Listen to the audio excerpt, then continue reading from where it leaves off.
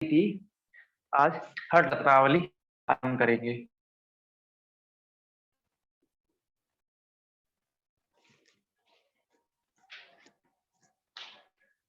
हठ रत्नावली हठ पत्रिका के बाद में रची गई है।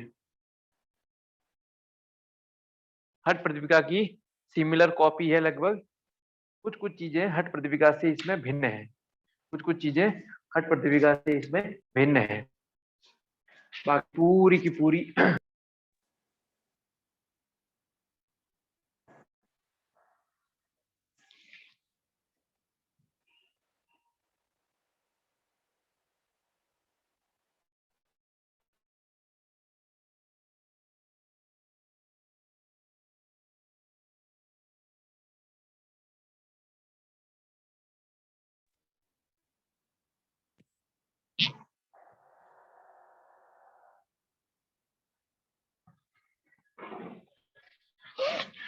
तो इसमें कुल 4 अध्याय, 400 श्लोक और इसके रचयिता श्रीनिवास योगी।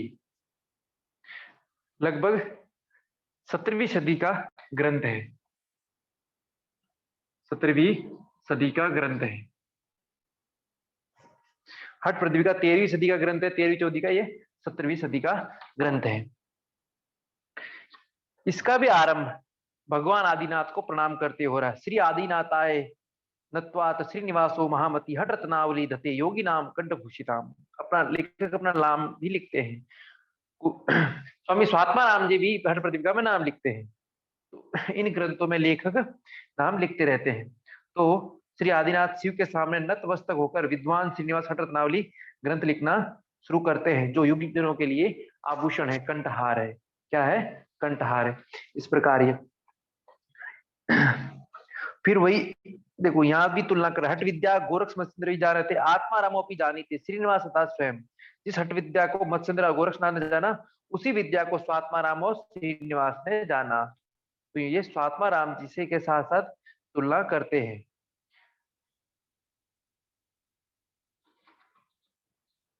अथा तो योग जिज्ञासा शास्त्र अधिकृतम योग योग शास्त्र प्रयोजनम।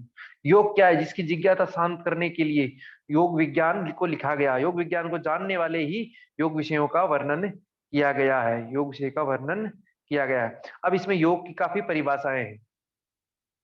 तो बोलते हैं कुछ विद्वानों का मत है अपान और प्राण का मिलन।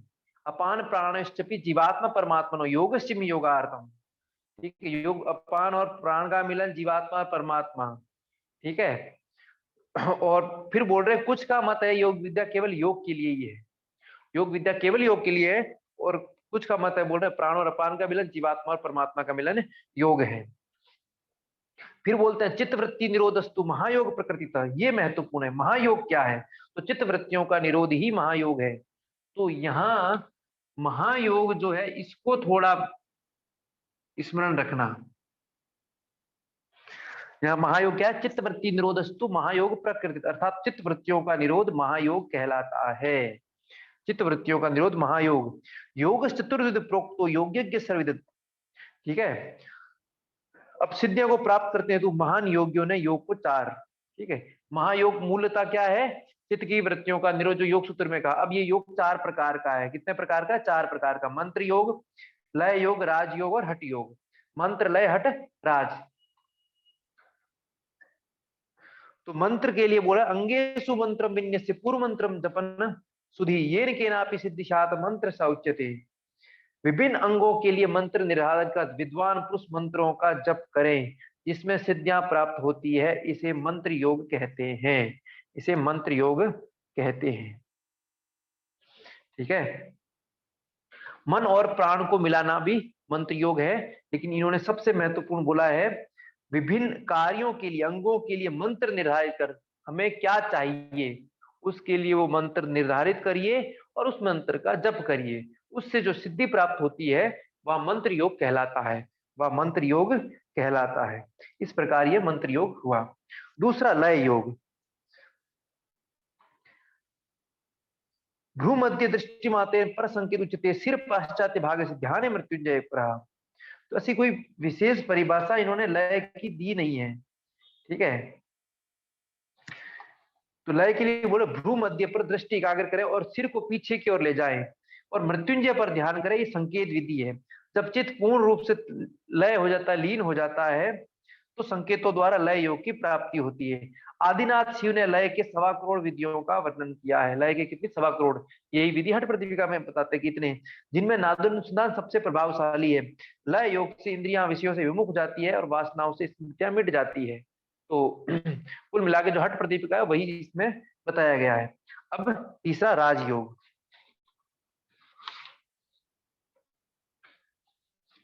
राजयोग के लिए इसमें कहा गया है समाधि की अवस्था ही राजयोग है। हटियोग का अभ्यास राजयोग की प्राप्ति के लिए करते हैं। अपान को नियंत्रित करने से प्राण सुषुम्ना में प्रवेश कर ब्रह्मरंध्र में पहुंचता है, तो राजयोग की प्राप्ति होती है। तो राजयोग की प्राप्ति क्या? अपान को नियंत्रित कर प्राणों का सुषुम्ना में, तो जो उद्यान के माध्यम से जो हो रहा था, तो यहाँ राजयोग का अर्थ प्राणों का सुषुम्ना में संचार।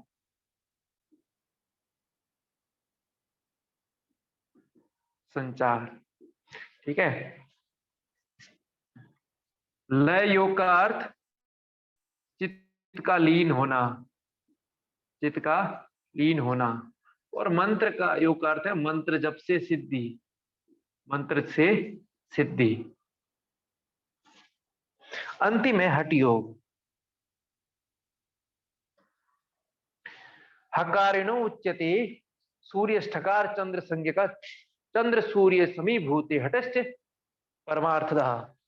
हकार का अर्थ सूर्य, ठकार का अर्थ चंद्र। सूर्य और चंद्र के संयोग से हठयोग होता है, हठयोग सिद्ध होता है।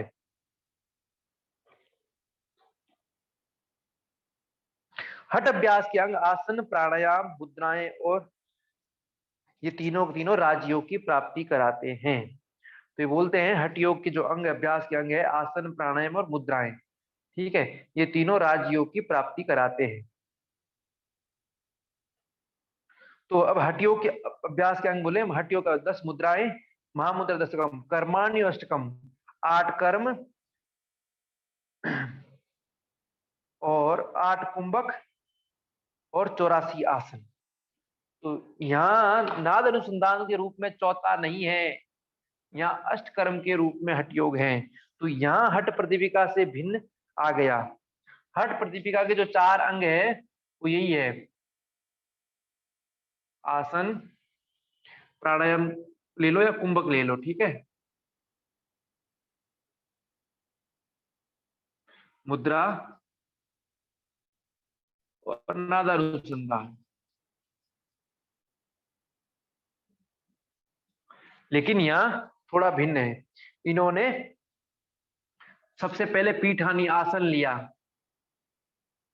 सेम है। दूसरा इन्होंने कुंभक लिया, आसन कुंभक नहीं, दूसरा इन्होंने कर्म लिए, 6 कर्म, ठीक है। तो इन्होंने अष्ट कर्म लिए यहाँ। तीसरा इन्होंने कुंभक लिया और चौथे में इन्होंने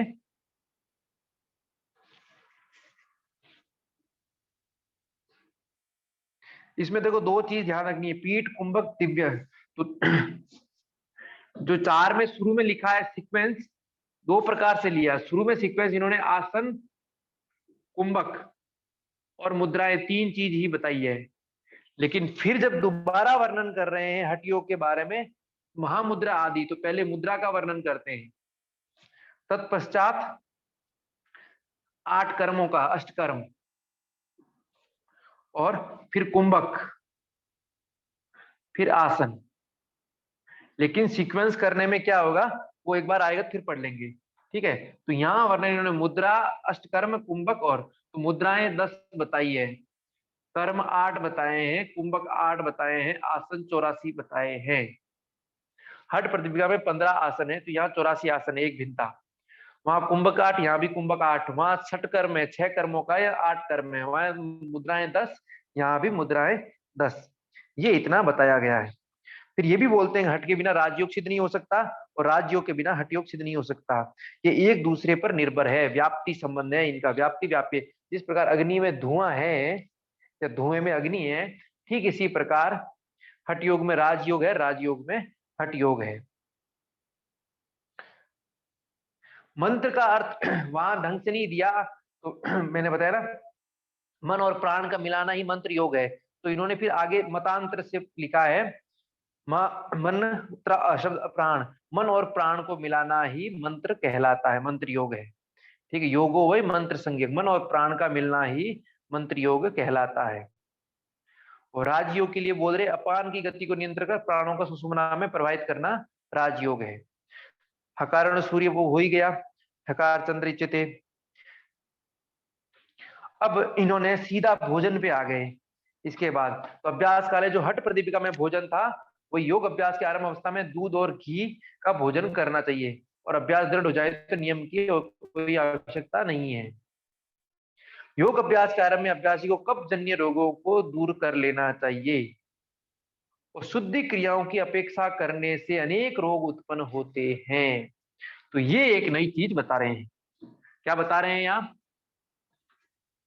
कि कफ इत्यादि दूर कर लेना चाहिए। और फिर बोलते हैं शुद्धि क्रियाओं की अपेक्षा करने से,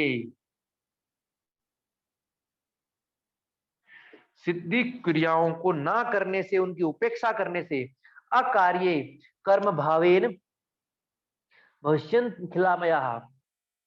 ठीक है, तो अशुद्धि शुद्धि क्रियाओं को नहीं करने से रोग उत्पन्न हो सकते हैं, क्योंकि कफ इत्यादि रहता है, इसलिए शुद्धि। और अब कर्माणी, तो ये भी घेरन की तरह सबसे पहले कर्मों से ही शुरू करते हैं। श्वास षटकर्म है, ये अष्टकर्म वर्णन के रूप में। ये पहले मुद्रा बोलते हैं, फिर कुंभक बोलते हैं, फिर कर्म बोलते हैं, फिर कुंभक बोलते हैं, फिर आसन बोलते हैं। क्योंकि मुद्रा दी 10 मुद्रा, 8 कुंभक, 8 कर्म और 84 आसन, लेकिन वर्णन में अष्टकर्म से शुरुआत करते हैं। गहरन भी षटकर्म से शुरू करता है, लेकिन हठ प्रदीपिका आसन से शुरू करता है, इसको स्मरण रखना है। तो यहाँ अष्टकर्म का वर्णन सबसे पहले किया गया है। चक्री नौली धोती नेति बस्ती गज करिणी त्राटक मस्तक भ्रांति कर्म अष्टो प्रशक्ति। ठीक है, अब 8 प्रकार के कर्म है। चक्री नौली धोती नेति बस्ती गज करनी त्राटक मस्तक भ्रांति।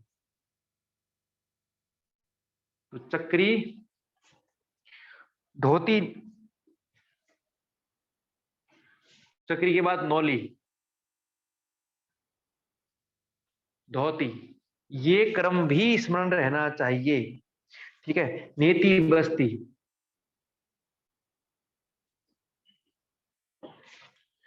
गज करनी त्राटक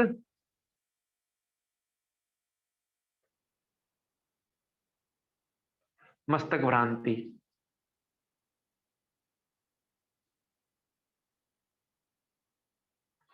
बस ये 8 कर्म है।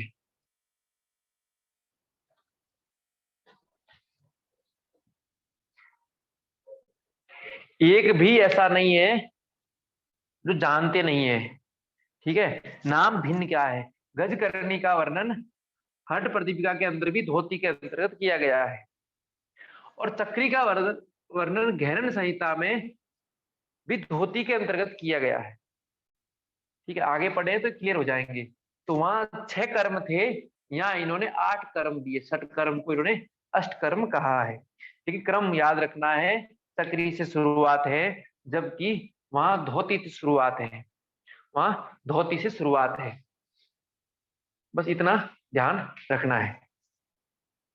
अब चक्री कर्म, मूल शोधन जो धोती के अंतर्गत हम करते हैं, वो मूल शोधन ही चक्री कर्म है, वो मूल शोधन ही चक्री कर्म है। अब बोलता है हठ प्रदीपिका, हठ प्रदीपिका में क्या है, बस्ती धोती नेति त्राटक नौली कपाल भ्रांति 63 कर्माणि प्रशस्ति। ये बोलते हैं हठ प्रदीपिका में स्वामी सात्माराम जी ने 6 प्रकार की शुद्धि क्रियाओं का वर्णन है, बस्ती धोती नेति त्राटक नौली कपाल भांति। तो इन्होंने यहाँ सीक्वेंस को बिगाड़ा है, जो सीक्वेंस स्वात्माराम जी ने लिखा उसको नहीं बता के अपने हिसाब से लिख दिया। ठीक है, ये 8 कर्म है जो शरीर शुद्धि में सहायक है, इनको गुप्त रखना चाहिए। ठीक है, वो तो सब लोग बोलते ही है यही। अब चक्री कर्म, अब चक्री कर्म तो मूल शोधन हरिद्रा इत्यादि, मतलब हल्दी की गांठ अथवा कोई डंठल या अंगुली से मूल शोधन करने को बोला गया है, इसमें घेरन संहिता में। यहाँ बोला गया है कि आदि अंगुली को गुदा द्वार के भीतर चारों ओर घुमाए, जिसे गुदा का विकास और मल का शिथिल होता है, मल शिथिल होता है। पायुनाले प्रसार्य अर्धंगुलिम भ्राम्येत बिहि, तो अंगुली को गुदा मार्ग में घुमाने को इन्होंने बोला है। ठीक है, जब तक घुमाना, जब तक मल द्वार शिथिल ना हो जाए, यही चक्री कर्म है। अब इसका लाभ बता रहे हैं। प्लीहा रोग, पेट रोग, बवासीर आदि अर्श रोग का नाश होता है, जठराग्नि प्रदीप्त होती है और मल का निष्कासन होता है, मल का निष्कासन। तो चक्री क्रम क्या है? मूल शोधन है। इसको स्मरण रखना है, इसको स्मरण रखना है। किसका वर्णन है? मूल शोधन का ही चक्री कर्म के रूप में, मूल मूलाधार, तो मूल का शोधन। तो कुल मिला के एनएस का शुद्धि क्रिया को इन्होंने चक्री कर्म कहा है, चक्री कर्म कहा है। फिर बोलते हैं सभी कर्मों में मैं चक्री कर्म को प्रमुख अभ्यास मानता हूं, जिसका विद्वान स्वात्मा राम ने मान्यता नहीं दी है, उन्होंने वर्णन नहीं किया, लेकिन मैं महत्वपूर्ण मानता हूँ। गहरण संहिता में तो वर्णन है ही है, लेकिन स्वात्मा राम जी बोलते हैं मैं महत्वपूर्ण मानता हूँ, उन्होंने वर्णन नहीं किया है, उन्होंने वर्णन नहीं किया है। फिर बोलते हैं इन षट कर्मों में सफलता प्राप्त करने के लिए जो विद्या मैंने बतलाई है वैसा करना चाहिए, वैसे अभ्यास करें, उस श्रेणी के योगी इसको जाने। अब दूसरा नौली, अब दूसरा नौली चक्री नौली। नौली चूंकि भ्रमर नौली का ही वर्णन था, मैंने बोला था, लेकिन आधुनिक रूप से चूंकि इस नौली को 4 भागों में मुंगेर वालों ने बांट दिया है। ठीक है, वाम नौली, दक्षिण नौली, मध्य नौली और भ्रमर नौली। भ्रमर नौली में अन्य तीनों आ जाती है, इसलिए नौली एक ही है, लेकिन ऐसे देखो जाके 4 हो जाएगी। ठीक है, अब नौली में यहाँ वर्णन करते हुए कहा है साचा नौली द्विधा, यहाँ नौली 2 प्रकार की है। ठीक है, यहाँ नौली 2 प्रकार की है। बाह्य नौली और अंतरा नौली के रूप में नौली 2 प्रकार की है। तो बाह्य नौली क्या है? कंधों को सामने झुकाते हुए पेट की पेशियों को बाएं से दाएं घुमाए, ये बाह्य नौली है। जो भ्रमर नौली है उसको यहाँ बाह्य नौली कहा गया है। तो यहाँ नौली 2 प्रकार की है, नौली 2 प्रकार की है। बाह्य नौली जो मूल गहरन और हट में वर्णन है वो भ्रमर नौली का, उसका वर्णन है। ठीक है, दूसरी अंतरा नौली है। तो अंतरा नौली में इन्होंने कहा है प्रथम ईड़ा से तेज गति से घुमाओ, फिर पिंगला से तेज गति का घुमाओ, अंतरा नौली है। ठीक है, और बाह्य नौली का लाभ बता बोले जठराग्नि को प्रदीप्त करता है, पाचन शक्तिशाली बनता है, पाचन शक्ति शक्तिशाली बनती है और त्रिदोषों को दूर करती है। ठीक है, ये नौली सभी हट क्रियाओं का ताज है। नौली को चूंकि हट प्रतिपिका में भी बहुत माना है, तो इन्होंने इसको उसका प्रमुख सबसे श्रेष्ठ माना है, ताज माना है, मुकुटमणि माना है, जो कि जठराग्नि को प्रदीप्त करती है, पाचन शक्ति को अच्छा करती है और त्रिदोषों को दूर करती है। अब अंतरा नौली, ईड़ा से तेज गति से घुमाओ, फिर पिंगला से तेज गति का घुमाओ। ठीक है, ईड़या वर्त वेगेन पिंगलया उपाभ्याम भ्रमेत्येव है अंतरा कृति। ठीक है, इस प्रकार अंतरा नौली है, ईड़ा से घुमाना और पिंगला से घुमाना। तो ये 2 चीज हो सकती है, ईड़ा पिंगला वाम से नाड़ी को घुमाना, तो जो बाह्य नौली आ ही चुका है पेट को घुमाना, तो श्वास को तेज गति से प्रभावित करना शायद अंतरा नौली, और विस्तार से इन्होंने वर्णन किया नहीं है, विस्तार से वर्णन। तो पहले ईड़ा से, तो हो सकता है बाईं ओर से नौली करने को बोला, फिर दाएं ओर से, तो वो तो नौली भ्रमर नौली के अंतर्गत आ जाएगा, तो वो बाह्य नौली ही कहलाएगी। तो यह ईड़ा और पिंगला से अर्थात है श्वास को भीतर घुमाना, शरीर के भीतर। ठीक है, पहले ईड़ा से श्वास को घुमाना, फिर पीड़ा से, तो पिंगला से, इसलिए इन्होंने इसको अंतरा नौली का। तो नौली 2 प्रकार की, बाह्य नौली के अंतर्गत भ्रमर नौली जिसका वर्णन हट प्रतिविकार गहरन संहिता में है, और दूसरी अंतरा नौली जिसका वर्णन कहीं नहीं मिलता है। अब तीसरे षटकर्म के या कर्म के रूप में धोती का वर्णन, या अष्टकर्म है शुद्धि क्रियाओं में, तीसरा कर्म शुद्धि क्रिया है वो धोती है। वो क्या है? धोती है। विशद स्थत प्रमाणित धोती वस्त्रम सुदीर्घतम चतुरंग विस्तारम सिक्तम केवसने। देखो हट प्रतिपिका में 15 हाथ लंबा वस्त्र है, गहरन संहिता में वस्त्र की लंबाई का वर्णन नहीं है। हट रत्नावली में 20 हाथ लंबे वस्त्र का वर्णन है, 20 हाथ लंबे, और यहां भी वस्त्र धोती का ही वर्णन है। हट में भी वस्त्र धोती का ही वर्णन, लेकिन गहरन में तो अनेकों प्रकार की धोतियां, अनेकों प्रकार की धोतियां हैं। तो वहां 15 हाथ कपड़े की लंबाई या 20 हाथ, ये स्मरण रखना है, इसमें संशय या भ्रम नहीं आना चाहिए। हट रत्नावली पूछे कितना लंबाई, और गहरन सॉरी हट प्रदीपिका सामान्य पूछ ले लंबाई कितनी होनी चाहिए, तो हट प्रदीपिका ही प्रमाणिक माना जाएगा। किसी ग्रंथ का नाम ना लिखा जाए, प्रश्न आ जाए कि धोती में धोती की लंबाई कितनी होनी चाहिए, 15 हाथ। आधुनिक रूप से जो जो करवाते हैं कंपटीशन वगैरह में, ये मिनिमम 7 मीटर रखना चाहते हैं। कितनी? 7 मीटर कम से कम को अलाउ करते हैं। तो 4 अंगुल चौड़े और 20 हाथ लंबे साफ गीले वस्त्र को निगले फिर धीरे धीरे बाहर निकालें। ये धोती है। धोती का लाभ जठराग्नि प्रदीप्त करता है। खांसी, दमा, प्लीहा, कुष्ठ आदि और अन्य 20 प्रकार के कफ रोगों को दूर करता है। कफ रोगों को नष्ट करता है, साथ साथ खांसी, दमा, स्प्लीन का जो प्लीहा और कुष्ठ रोगों को नष्ट करता है। कुष्ठ रोगों को नष्ट करता है। अब नेति। अब नेति आंख पुंछाकर्णिम सूत्रम सुश्रिक निर्वितम षड्वितस्ति सूत्रम नेति सूत्रीय। नेति के लिए 6 वितस्ती, 1 वितस्ता, 12 अंगुल, यहाँ 6 वितस्ता। सामान्य सब जगह सूत्र नेति का वर्णन 1 वितस्ता का ही वर्णन है, 1 बैत अर्थात 12 अंगुल 9 इंच। लेकिन यहाँ 6 गुना अधिक लंबाई के सूत्र का वर्णन है। नेति के लिए षड्वितस्तिवितम सूत्रम नेति सूत्र से। ठीक है, तो नेति, और वो कैसी होनी चाहिए? चूहे की पूंछ के समान। आखु पुच्छकर निभम। ठीक है, तो जैसा चूहा होता है उसके पूंछ के समान जो धागा है, उस धागा और कितना कैसा होना चाहिए? सुश्रित चिकना धागा और लंबा और चिकना सूती धागा होना चाहिए।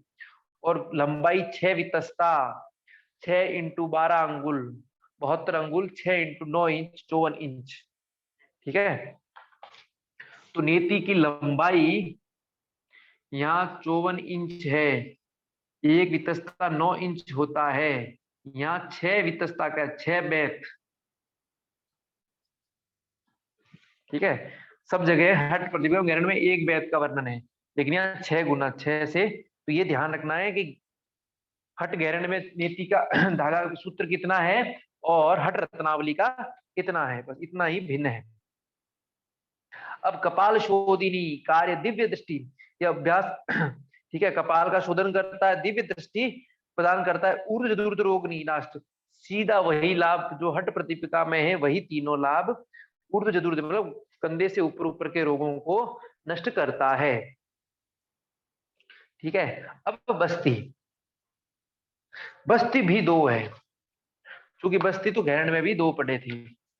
बस्ती 2, तो बस्ती 2 प्रकार की है, वायु बस्ती और जल बस्ती। वहां जल बस्ती और स्थल बस्ती था या शुष्क बस्ती था, यहाँ इसको वायु बस्ती और जल बस्ती। चक्री कर्म के अभ्यास के पास बस्ती का अभ्यास करें। तो बस्ती का अभ्यास कब करना चाहिए? प्रश्न आ जाए, नेति दे दें और चक्री दे दें घुमाने के लिए। सीक्वेंस पूछे तो नेति के बाद बस्ती, ग्रंथ में ऐसा है। लेकिन अभ्यास का पूछे तो अभ्यास का इन्होंने बोला है चक्री के बाद बस्ती करें। तो ये प्रश्न भी महत्वपूर्ण है, स्मरण रखना है। ठीक है, चक्री कृत्वा यथाशक्ति बस्ती चेतु कार्य, चक्री करने के बाद यथाशक्ति रूप में बस्ती का अभ्यास। तो बस्ती से पहले चक्री कर्म करने को कहा है, तो ये कंफ्यूजन नहीं होना है। सीक्वेंस पूछ रहे हैं, केवल क्रम पूछ रहे हैं, इन 8 कर्मों में ऊपर नीचे कौन है वो मिलान करना है, तो वो अलग आएगा। तो बस्ती से पहले नेति है। ठीक है, चक्री, नौली, धोती, नेति, बस्ती, इस प्रकार चढ़ते अन्य। लेकिन अभ्यास में पूछे बस्ती से पहले किसका अभ्यास करना चाहिए, तो ऐसा नहीं समझता कि इसका पहले वर्ण नेति का, तो नेति का नहीं, इन्होंने बोला चक्री का करें। तो ये स्मरण रखना है, ये स्मरण रखना है। ठीक है, फिर बोल रहे बस्ती के अभ्यास के पश्चात 3 घटी 72 मिनट तक कुछ नहीं खाना चाहिए। बस्ती एनिमा जिसको कहते हैं, उसके अभ्यास के बाद 72 मिनट 3 घटी 24 मिनट में 1 घटी होती है, कुछ नहीं खाना चाहिए। कैसे करते हैं? जो नाभि तक पानी में खड़े होकर चक्री कर्म से अंगुली की सहायता से गुदा द्वार में पानी खींचकर पेट को पानी से भर लेना चाहिए। ठीक है, तब विचित्र करनी करके रेचक की तरह बाहर, मतलब पानी को बिना किसी भय के बाहर निकाल देना चाहिए। अपनी की क्षमता के अनुसार ही पेट में पानी भरना चाहिए। बाहर निकालने से पहले इसको कुछ देर भीतर रोकना चाहिए। कनिमा में कुछ देर जितने यदि रोकते हैं उतनी सफाई अच्छी होती है। ठीक है, घटी त्रयम भोक्तव्यम, तो 3 घटी तक इसको करना चाहिए। उससे शांत भाव से अधिक वायु रहित स्थान पर बैठना चाहिए, बाद में संयमित और मधुर आहार ही लेना चाहिए। अब बस्ती कर्म का लाभ बता रहे हैं। तो बोल रहे हैं गुल्म, प्लीहा, पेट के रोग, वात, पित्त, कफ से उत्पन्न सारे रोग ठीक होते हैं। तो तीनों दोषों के रोग ठीक होते हैं, गुल्म रोग, प्लीहा रोग और पेट के रोग ठीक होते हैं। जल बस्ती का अभ्यास स्फूर्तिदायक, पुष्टिदायक, अंगों को संतुलित करने वाला है, पाचन शक्ति को बढ़ाता है, शरीर के जीर्ण रोगों को, अशेष दोष उपचायम, ठीक है, जीर्ण रोगों को क्या करता है, नष्ट करता है, और देह की कांति को, ठीक है, दहन प्रदीप्तम, शरीर की कांति को, तेजस्विता को बढ़ाता है। अब आगे बोलते हैं हट प्रतिबिंब का वर्णन है। हट नाभि तक के जल में उत्कट आसन लगाकर गुदाधार में एक नली प्रविष्ट कराएं और जल को ऊपर की ओर खींचे। ये बस्ती कर्म है, वहां एक नली के माध्यम से करने को बोला है, उन्होंने चक्री कर्म अंगुली के माध्यम से बोला है। तो ये बता रहे हैं, ठीक है, ये अंतर है किसमें, बस्ती में। जो वायु बस्ती है उसका वर्णन इन्होंने किया नहीं है, वो गैरण में है, वही है, ठीक है, शुष्क बस्ती बाकी इन्होंने कुछ किया नहीं। अब अगला गजकर्णी। गजकर्णी का वर्णन, धोती में चूंकि वस्त्र धोती, उसके बाद भी गजकर्णी का वर्णन थोड़ा हट प्रदीपिका में है, और अब यहाँ भी है।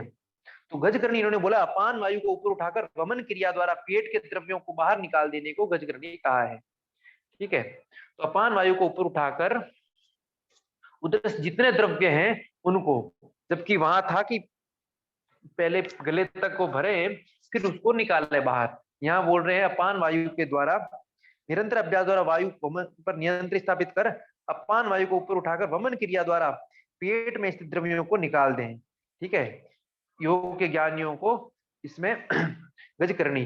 अब गजकर्णी में पानी कैसा कैसा पीना चाहिए अब बता रहे हैं, ठीक है, पर पहले गजकर्णी क्या है, अब बोल रहे गजकर्णी में पानी, तो बोल रहे हैं पीतवा कंठ पर्यंत, हट प्रदीप कंठ पर्यंत पानी को पीना है, कैसे कैसा, तो बोल रहे हैं नारियल का जल, गुड़ युक्त जल, तिल युक्त जल का गले तक सेवन कर पेट से गले तक के शरीर को शुद्ध कर लें, और बस्ती मार्ग से वायु को बाहर निकाल देवे, इसे गुरु गजकर्णी कहा है, इसे गुरु गजकर्णी।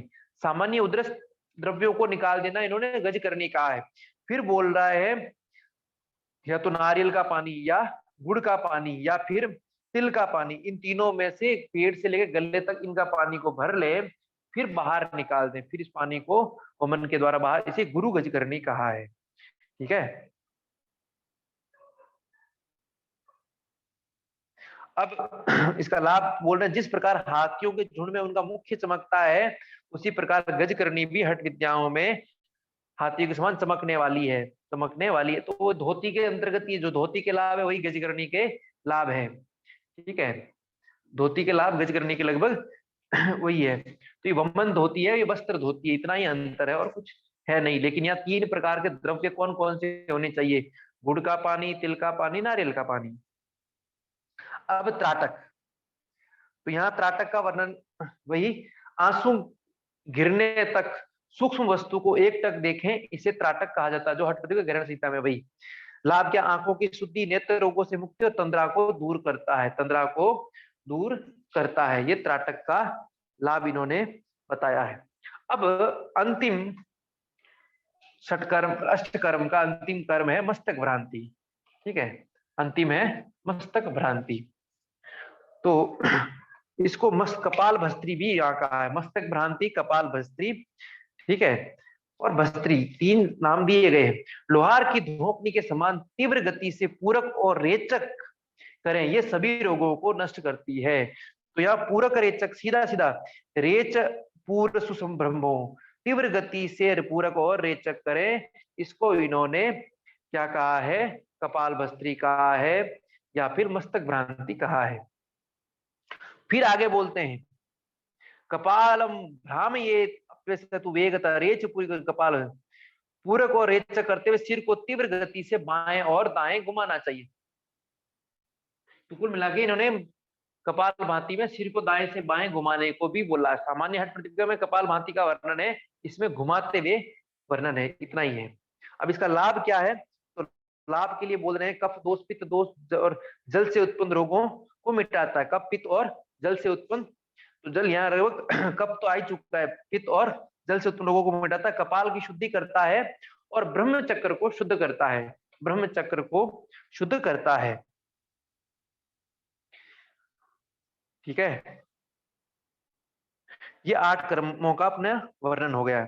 अब हठ योग की सिद्धि के लक्षण हैं, हठ सिद्धि के क्या क्या लक्षण हैं उसका वर्णन इसमें किया गया है। तो हठ सिद्धि के लक्षण है शरीर का पतलापन, मुख पर प्रसन्नता, नाद की उत्पत्ति, आंखों में तेज, रोगों का अभाव, बिंदु पर जय, नाड़ी शुद्धि और जठराग्नि में वृद्धि, ये हठ सिद्धि के लक्षण हैं। और ये वर्णन हठ प्रदीपिका में भी ऐसे के ऐसे हैं, हठ प्रदीपिका में भी हैं। ठीक है, फिर आगे बोलते हैं 8 कर्मों से, इन अष्ट कर्मों को हमने पढ़ा है, इन अष्ट कर्मों से के अभ्यास से कफ, मल, वसा आदि अशुद्धियों को दूर करने के बाद योगी यदि प्राणायाम का अभ्यास करता है तो उसे सहज ही सफलता प्राप्त होती है, सहज ही। अब जो महत्वपूर्ण बात है वो स्मरण रखना है। तो क्या बोलते हैं, इन अष्ट शुद्धि क्रियाओं से 60 चक्रों की पूर्ण रूप से शुद्धि हो जाती है। इन 8 क्रियाओं को करने से 60 चक्र शुद्ध हो जाते हैं, 60 चक्रों की। तो चक्रों की शुद्धि किन के माध्यम से होती है, प्रश्न आ जाए तो अष्ट कर्मों से। ये प्रश्न आया है, 8 शुद्धि क्रियाओं से 60 चक्रों की शुद्धि होती है और सभी प्रकार के रोग नष्ट हो जाते हैं। ठीक है, मोक्ष प्राप्ति का साधन भी है मोक्ष। अष्ट कर्म के अभ्यास से उत्तम स्वास्थ्य की प्राप्ति होती है, उत्तम स्वास्थ्य की प्राप्ति होती है। अब बोल रहे हैं चक्री कर्म से आधार की शुद्धि होती है, आधार यानी मूलाधार। तो चक्री कर्म के द्वारा मूलाधार की शुद्धि होती है। वज्रोली कर्म से लिंग की शुद्धि होती है, तो स्वादिष्ठान ले सकते हैं, वज्रोली से स्वादिष्ठान की शुद्धि होती है। मणिपुरम नाभिगतम नौल्याखेन्तु, नौली से मणिपुर चक्र की शुद्धि होती है। तो चक्रों की शुद्धि 60 चक्र, तो ये स्मरण रखना। ठीक है, नेति और त्राटक कर्म से आज्ञा चक्र की शुद्धि होती है। हृदय कंठ चक्रम धोत्याख्यंतु कर्मण है, हृदय और कंठ प्रदेश में चक्रों की शुद्धि धोती से होती है। तो कंठ में विशुद्धि चक्र और हृदय ये धोती के द्वारा, धोती कर्म से हृदय और कंठ चक्र की शुद्धि होती है और नेति और त्राटक से आज्ञा चक्र की शुद्धि होती है। ठीक है, शोधनम कार्यम आज्ञाम नेति त्राटकम, शोधनम कार्यम आज्ञाम, आज्ञा चक्र की शुद्धि किसके द्वारा होती है, नेति और त्राटक। इस प्रकार 60 चक्र, मूलाधार, स्वादिष्टान 2, फिर मणिपुर 3, हृदय और कंठ 5 और आज्ञा 6। बस्ती और मस्तक भ्रांति से संपूर्ण शरीर की शुद्धि होती है। बस्ती से और मस्तक भ्रांति से बोल रहे हैं संपूर्ण शरीर की शुद्धि होती है। स्याद आधारम स्वादिष्टान, फिर इनका वर्णन भी करते हैं, छह का छह, आधार, स्वादिष्टान, मणिपुर, अनाहत, विशुद्धि और आज्ञा, ये चक्र है, इनका ज्ञान सभी को होना चाहिए। निरंजन चक्रों की सीमा से परे हैं, परम स्थिति जो सहस्रार है वो चक्रों से परे हैं, चक्रों से परे हैं। इस प्रकार ये इन्होंने 60 चक्रों की शुद्धि अष्ट कर्मों से की है। कौन सी शुद्धि क्रिया किस चक्कर पे प्रभाव करती है, ये वर्णन केवल और केवल शास्त्र ग्रंथ में हठ रत्नावली में ही है, हठ रत्नावली में ही है। तो इसको स्मरण रखना है। त्राटक और नेति दोनों आज्ञा चक्र को शुद्ध कर रहा है, धोती कंठ और हृदय को शुद्ध कर रहा है, चक्री मूलाधार को, और वज्रोली कर्म चूंकि शुद्धि क्रिया में कहीं है नहीं, लेकिन यहाँ इन्होंने वज्रोली कर्म लिखा है।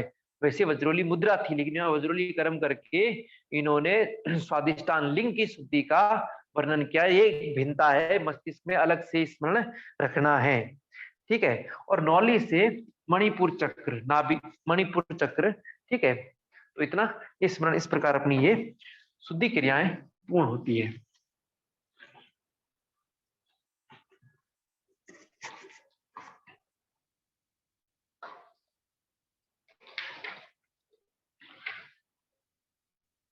फिर इसमें स्थान विशेष का भी वर्णन है। अभ्यास कहा जाएगा सुराष्ट्रीय धार्मिक देश शुभ से निरुप सर्वे, जैसा वर्णन हठ प्रदीपिका में ठीक वैसा का वैसा वर्णन है, इसको अध्ययन करने की आवश्यकता नहीं है। ठीक है, अब एक चीज कर कैसा स्थान हो, कुटिया करने के बाद ब्रह्म की प्राप्ति कैसे हो, एक श्लोक में इन्होंने ये बताया है। तो बोलते हैं एक समर्पित हठ योग का अभ्यासी जिसके द्वारा निद्रा, भूख, श्वास और इंद्रियां जीत ली गई हो, वह ब्रह्म को प्राप्त कर सकता है, उसे ब्रह्म